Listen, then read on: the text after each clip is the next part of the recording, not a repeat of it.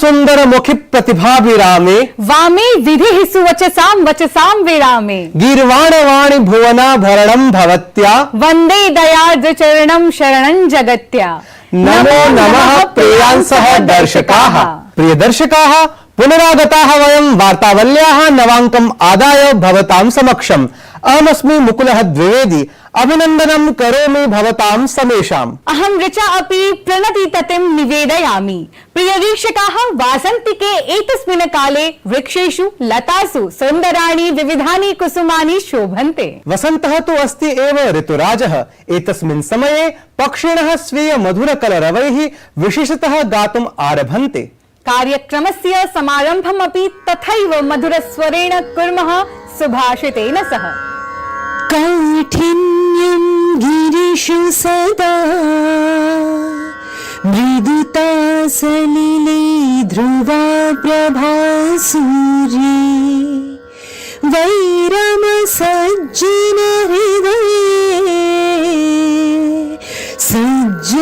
हृदये पुनः क्षान्तिः। पर्वत सदैव अपनी दुर्गमता तथा उनके ऊपर चढ़ाई करने की कठिनता के लिए जाने जाते हैं, तो जल जल अपनी मृदुता के लिए, जबकि सूर्य अपनी शाश्वत प्रभा के लिए जाना जाता है, तथा असज्जन या दुष्ट व्यक्ति दूसरों के प्रति अपने मन में छिपे वैर के लिए, अंततः सज्जन व्यक्ति तो अपनी धैर्य तथा सहनशीलता के लिए ही प्रसिद्ध होता है। Mountains are always known for their rigidity and difficulty of climbing, water for its softness, the sun for its permanent radiance and brightness, wicked persons for their enmity towards one another, and noble and righteous persons for their tolerance and patience.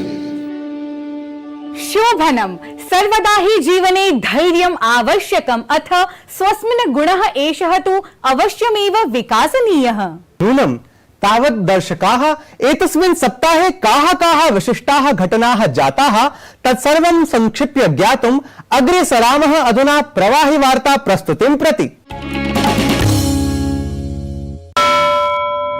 प्रधानमंत्री Narendra Modi Secunderabad Tirupati Vande Bharat express इत्येतत् रेलयानं सिकंदराबाद रेलस्थानकात् हरितध्वज प्रदर्शन पुरस्सरं प्रवर्तितवान्। अपरत्र AIIMS Bibinagar इत्येतत् समेत्य तेलंगानायाम् 11 सहस्र कोटि रूप्यकाधिक व्यययुतानाम् अनेकासां विकास परियोजनानां प्रधानमन्त्री सोद्घाटनम् आधारशिलास्थापनं कृतवान्। राष्ट्रपति पदासीना द्रौपदी मुर्मु असम यात्रावधौ तेजपुरस्थ वायुसेना स्थानके सुखोई 30 MKI इत्येतेन विमानेन उड्डयनं कृतवती। ततः पूर्वं राष्ट्रपति द्रौपदी मुर्मु इत्यस्यै तेजपुर वायुसैन्य स्थानके सैन्य संचलन रूपं सम्माननं प्रदत्तं गतम्। एतस्मिन् अवसरे राज्यपालः गुलाबचंद कटारियाः, मुख्यमंत्री हिमंत बिस्व शर्मा च उपस्थितौ आस्ताम्। देशस्य अनेकेषु भागेषु पुनः कोरोना संक्रांतानां संख्या वरिवृध्यते। महाराष्ट्र, दिल्ली, कर्नाटक, केरलेषु संक्रमणं प्रतिशतं 0.8 अधिकं जातमस्ति।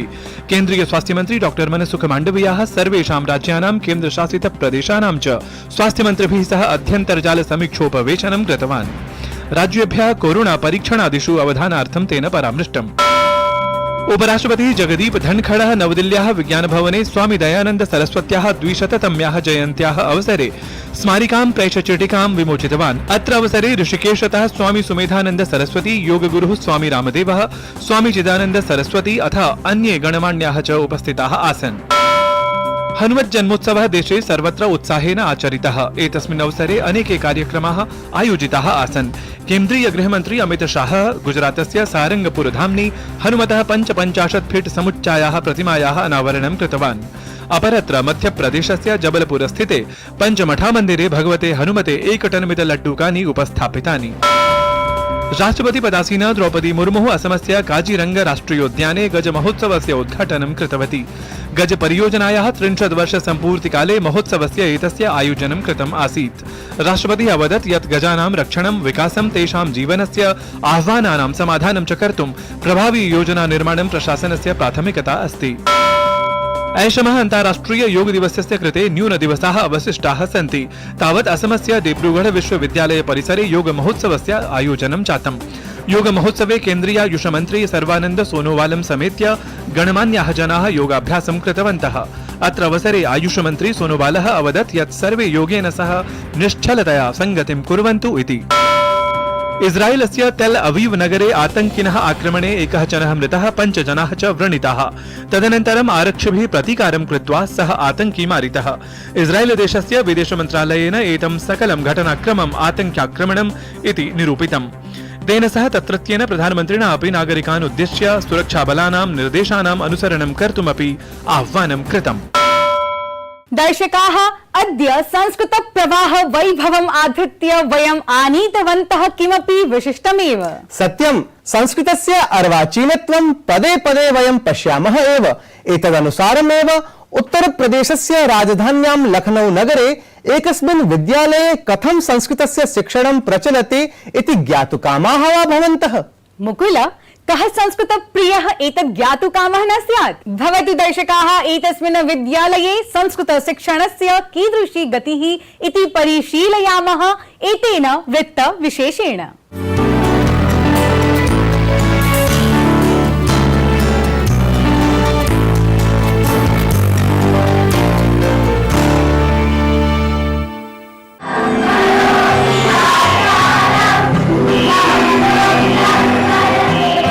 संस्कार शिक्षिता शिक्षा ही भवति वैज्ञानिकी संस्कृत शिक्षा।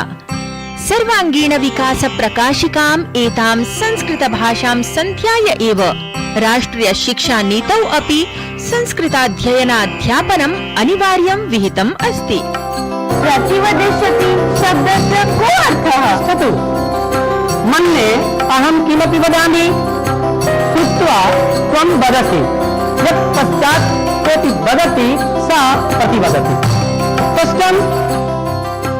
वयमद्य अस्मद्दर्शकान् नयामः लखनऊ स्थितं गोमती नगरस्थं सेठ एम.आर. जयपुरिया विद्यालयम्। किमस्ति? शतकः अस्ति। धनम्। आबाल्यकालादेव अत्र विद्यालये अन्यैः आधुनिकविषयैः समं छात्राः संस्कृतभाषामपि अनिवार्यत्वेन पठन्ति। अत्र पश्यतु,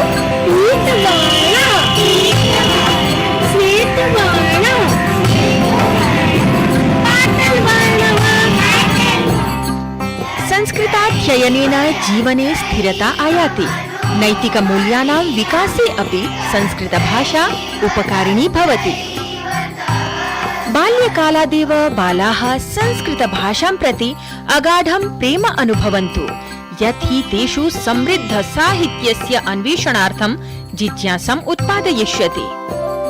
अनुश्री अमेरिका के एक प्रतिष्ठित कॉलेज में पढ़ रही है, जहां फॉरेन लैंग्वेज कंपलसरी है और संस्कृत सीखने की वजह से उसे स्पेनिश सीखने में बहुत आसानी है। तो शुरू से ही बच्चे को हम संस्कृत जब पढ़ाते हैं तो उससे उसकी स्मरण शक्ति में, उसके उच्चारण में बहुत ज्यादा इजाफा हुआ है। उन मंत्रास की जो मीनिंग समझती है उनको अपनी प्रैक्टिकल लाइफ में भी इम्प्लीमेंट करने की कोशिश करती है। She is imbibing those values in her life.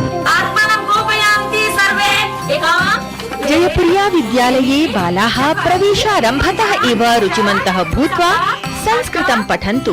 तदर्थं प्रवेशारम्भतः अष्टमकक्षां यावत् संस्कृतभाषायां देवभाषाख्यः एकः अस्थायी पाठ्यक्रमः अपि रचितं गतः। संस्कृतस्य प्रत्येकमपि वर्णः वैज्ञानिकरूपेण व्यवस्थापितः अस्ति।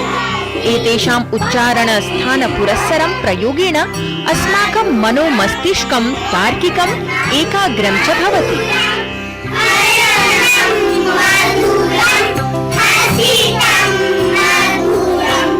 The need of the hour is to impart nation building and character building education to students. When it begins at an early age, the effect is long lasting. I am convinced that this can be effectively and very easily, comfortably done through Sanskrit. विद्यालये उपाध्यक्षपदासीनया श्रीमत्यञ्जलि जयपुरिया इत्यनया अथ doctor सम्पदानन्द मिश्र वर्येण सेठ MR. Jaipuria विद्यालये संस्कृताध्यापनं समारब्धम्। कीदृशास्ति सः पुस्तकः बहु कृपणः अस्ति। नमामि श्रीमन् नमामि श्रीमन् अग्रिमं जन्मदिवसः अस्ति। बहु शोभनम्। विद्यालये संस्कृताध्ययनस्य उद्देश्यं सरलं संवादपरकं संस्कृतं, सम्भाषणीयं संस्कृतम् इति अस्ति। लघु लघु छात्राः अत्र विद्यालये विशेषावसरेषु संस्कृतकार्यक्रमाणां मनोहारिणीः प्रस्तुतीः विधाय जनमनांसि आह्लादयन्ति अथ संस्कृतभविष्यं प्रति स्वोन्मुखीकरणं सम्पादयन्ति। संस्कृतं पाठयामि अंगुष्ठा तर्जनी मध्यमा अनामिका कनिष्ठिका। धन्यवादः।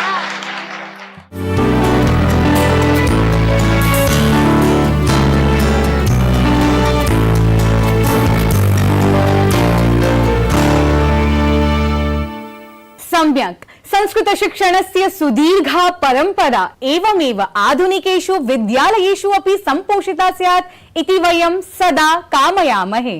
अथ संस्कृते अनुप्राणिता अस्मदीया समग्रा अपि परम्परा एवमेव प्रसृता भवेत्। अतएव वयम् अपि शास्त्र समर्थितां संवादावलीं वार्तावल्याः तृतीय प्रभागे प्रस्तुमः। आम्, अत एव त्वज्या प्रभागान्तर्गतम् अद्य संवादक्रमं प्रवर्धयितुम् उपस्थितः अस्ति आयुर्वेदाचार्यः प्रोफेसर मनोरञ्जन साहुवर्यः।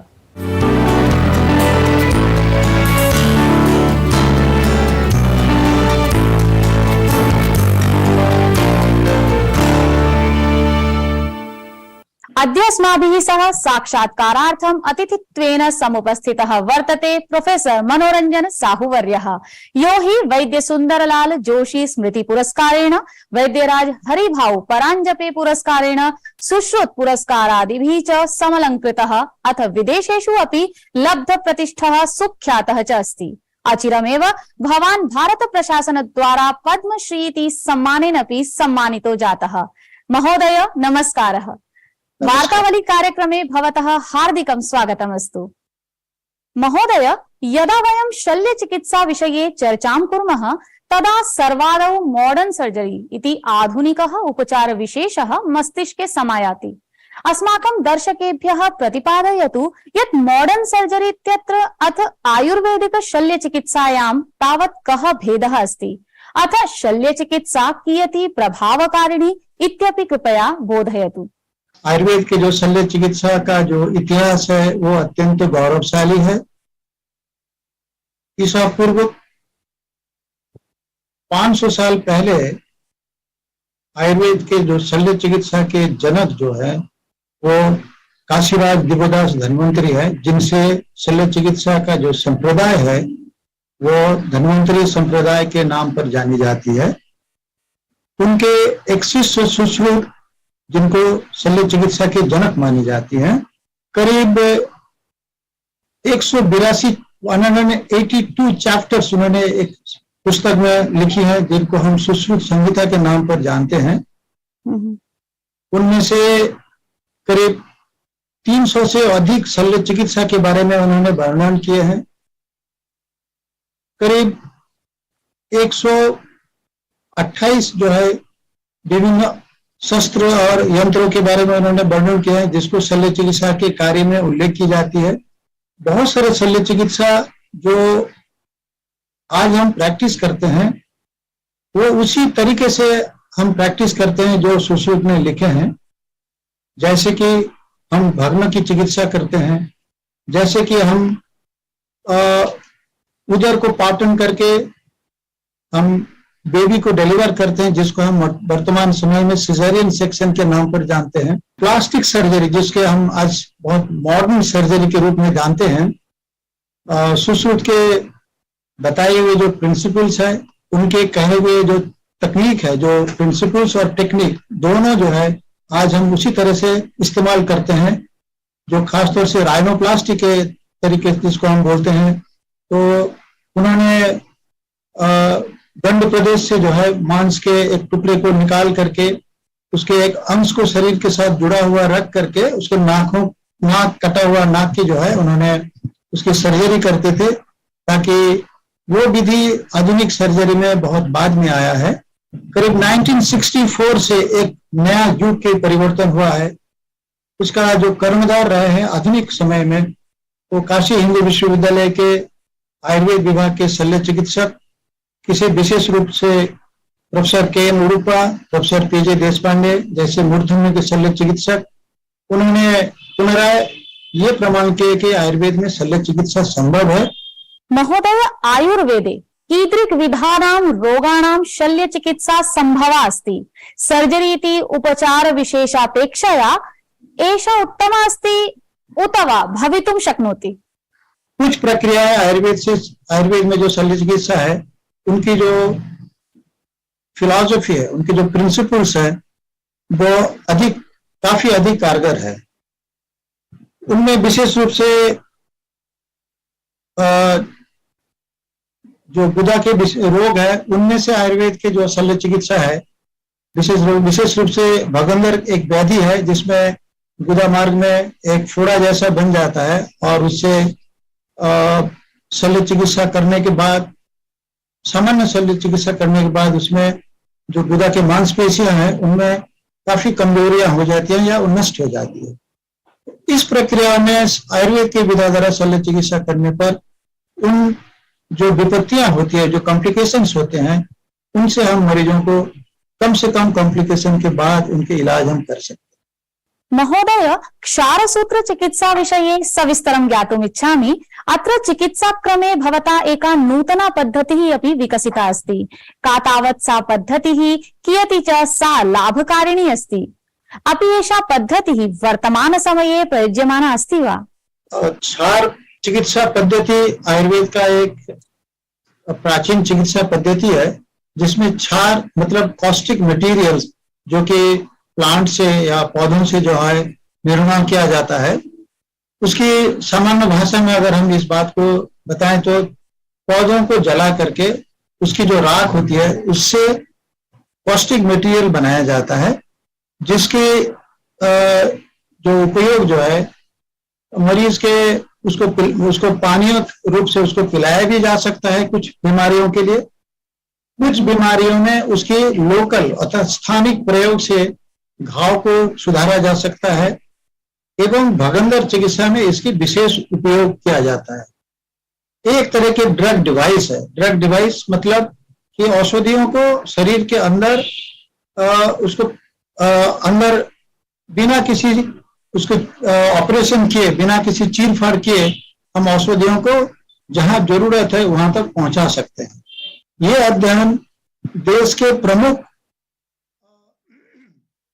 चिकित्सा विज्ञान संस्थान जैसे चिकित्सा विज्ञान संस्थान न्यू दिल्ली, ऐसे बहुत 5 प्रमुख चिकित्सा विज्ञान संस्थानों द्वारा इसकी प्रामाणिकता को जो है जांचा गया है, परखा गया है और सभी लोगों ने एक मत से इसके बारे में बताया कि ये आधुनिक चिकित्सा द्वारा भगंदर की चिकित्सा करने से अधिक कारगर है।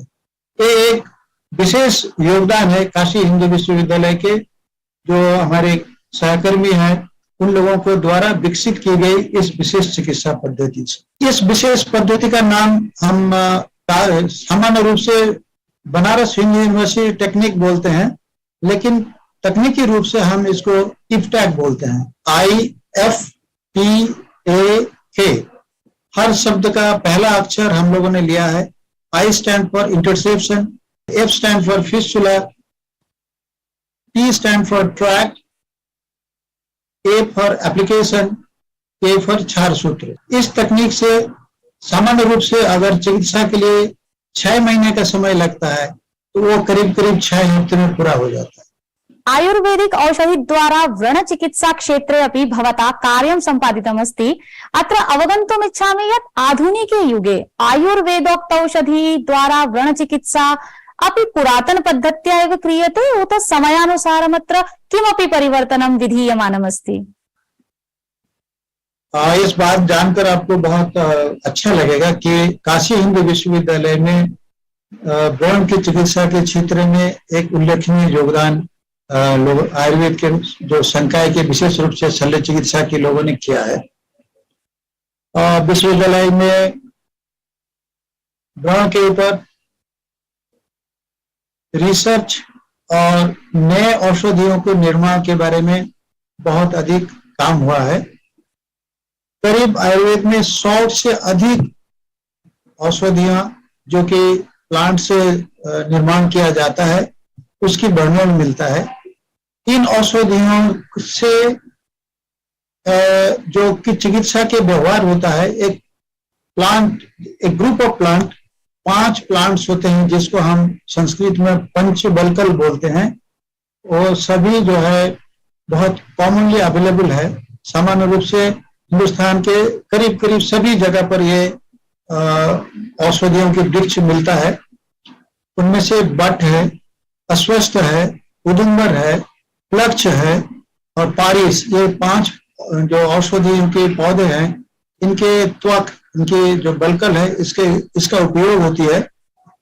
इन औषधियों की उल्लेख आयुर्वेद शास्त्र में सैकड़ों जगह पर इनके उल्लेख है व्रण की चिकित्सा के लिए। लेकिन जो प्राचीन जो पद्धति है उनमें से इन बलकल की या इन बार्क को उबालने के बाद उन पानियों से या उनके द्वारा बनाए गए औषधियों से हम लोग घाव की चिकित्सा करते थे, जो कई बार प्रयोग के लिए थोड़ी मुश्किल पड़ता था। तो हम लोगों ने काशी हिंदू विश्वविद्यालय में चिकित्सा विज्ञान संस्थान के साथ साथ हम IIT इंस्टीट्यूट ऑफ टेक्नोलॉजी में मटेरियल साइंस विभाग के साथ संयुक्त रूप से हम लोगों ने कार्य किया है। और इस कार्य में हम लोग इन औषधियों की जो सबसे कारगर जो अंश है उसको हम लोगों ने अलग किया है। अलग करने के बाद उनको रसायन के साथ मिलाने के बाद ऐसे प्रक्रिया हम लोगों ने तैयार किया है जिससे कि औषधियों के काम करने की अवधि करीब 72 घंटा से 80 घंटा तक हो सकता है। मतलब उसके अगर हम एक बार सामान्य रूप से बात करें कि अगर हम व्रण के ऊपर इन औषधियों के द्वारा निर्मित पट्टी को अगर हम रखें, बैंडेज को अगर रखें, वो करीब 80 घंटा तक औषधियों को घाव के ऊपर डिलीवर करता रहेगा। महोदय, युवानः येन आयुर्वेदीय चिकित्सा पद्धतिम् इतोपि समाश्रयन्तु तदर्थं भवतः का योजनाः सन्ति? आधुनिक समय पर जो टेक्नोलॉजी है, चाहे वो फिजिक्स से हो, चाहे केमिस्ट्री से हो, चाहे वो आर्टिफिशियल इंटेलिजेंस है, इन सभी चीजों का आयुर्वेद में शल्य चिकित्सा में समयोग होना बेहद जरूरी है। वर्तमान समय में जो भारत सरकार आयुर्वेद की चिकित्सा पद्धति के ऊपर उनकी जो भागीदारी है या उनकी जो चेष्टा है वो बहुत ही जो है संतोषजनक है। आधुनिक टेक्नोलॉजी के साथ अगर हम आयुर्वेद को एवं शल्य चिकित्सा को जोड़े तो जो स्वस्थ व्यवस्था है उसमें हम जरूर क्रांतिकारी परिवर्तन ला सकते हैं। महोदय, वार्तावली परिवार पक्षतः अहं भवद्भ्यः धन्यवाचांसि समर्पयामि। धन्यवादाः। धन्यवाद।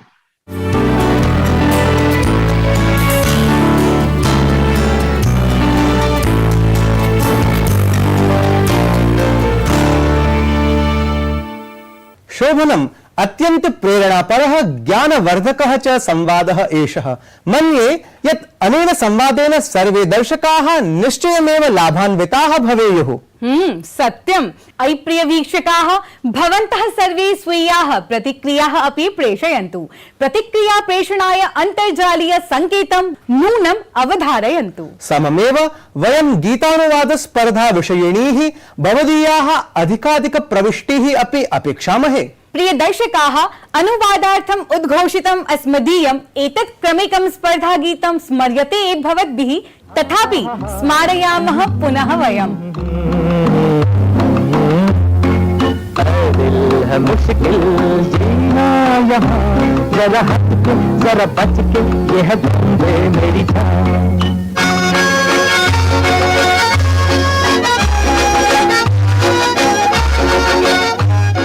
प्रिय प्रियदर्शकाः, गीतस्य एतस्य मौलिकानुवाद प्रेषणाय अन्तिमतिथिः अस्ति एतस्य मासस्य 10 दिनाङ्कः। स्पर्धा विजेत्री नामोद घोषणा च तदनु 15 दिनाङ्के करिष्यते। दर्शकाः, अधुना तु कालः समायातः प्रस्थानवेलायाः, तर्हि विरमामः, नमामः, यामः च। तावत् शुभं मङ्गलं च भूयात्। नमो नमः। शुद्ध ब्रह्म परात्पर राम, कालात्मक परमेश्वर राम। शुद्ध ब्रह्म परात्पर राम, कालात्मक परमेश्वर राम। शेषकल्प सुख निद्रित राम, ब्रह्माद्यमर प्रार्थित राम। चंड किरण कुल मंडन राम, श्रीमद् दशरथ नंदन राम। कौसल्या सुखवर्धन राम, विश्वामित्र प्रियधन राम। घोर ताटका घातक राम, मारीचादि निपातक राम। कौशिक मख संरक्षक राम।